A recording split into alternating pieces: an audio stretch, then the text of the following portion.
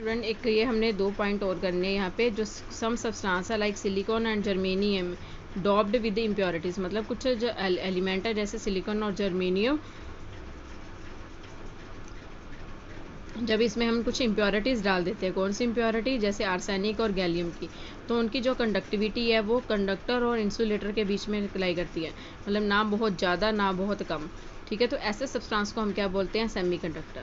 ठीक है, and the important electronic material, यहाँ पे हम बहुत ज़्यादा इनका मटेरियल यूज़ करते हैं। ठीक है, तो जो हमारे वो होते हैं सोलर पैनल है, तो वहाँ पे हम सेमीकंडक्टर को क्या करते हैं, यूज़ करते हैं। तो एक ऐसे चीज़ भी है, यहाँ से आपने करना है, there are certain material which have zero resistivity और इनफिनाइट कंडक्टिविटी, मतलब ऐसे मटेरियल जिनकी रेसिस्टिविटी जीरो है और कंडक्टिविटी इनफिनाइट है, बहुत ज़्यादा है,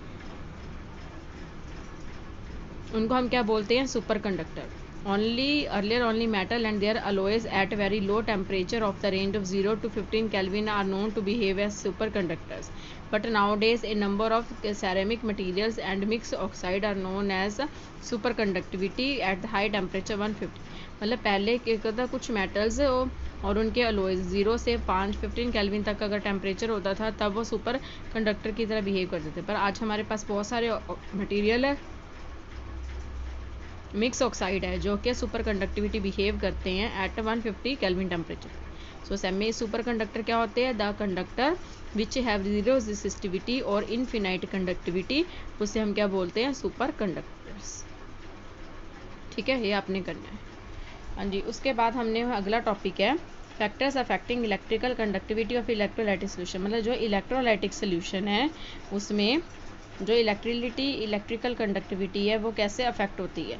इलेक्ट्रोलाइटिक का सोल्यूशंस क्या हो गए, इलेक्ट्रोलाइट वाले,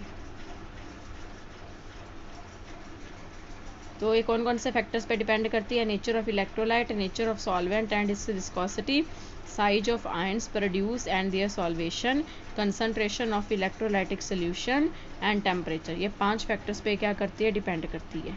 ठीक है, तो सबसे पहला हमारा फैक्टर है nature of electrolyte. Nature of electrolyte अभी हमने कहा कि अगर हमारे पास जो स्ट्रॉन्ग इलेक्ट्रोलाइट है, जो conductors of an electrolyte depend upon the number of ions present in the solution, मतलब जो किसी भी इलेक्ट्रोलाइट की जो कंडक्टेंस है वो किस पे डिपेंड करती है कि वो सोल्यूशन में कितने आयंस देता है।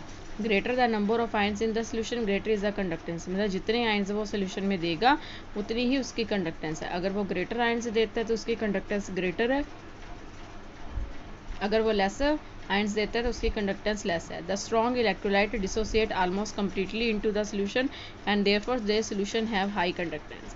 ऑन द अदर जो वीक इलेक्ट्रोलाइट है they dissociate into small extent and they give less number of ions, so उनकी जो कंडक्टेंस है वो क्या, लो है। सो स्ट्रॉन्ग इलेक्ट्रोलाइट की कंडक्टेंस ज़्यादा होती है और वीक इलेक्ट्रोलाइट की कंडक्टेंस कम होती है।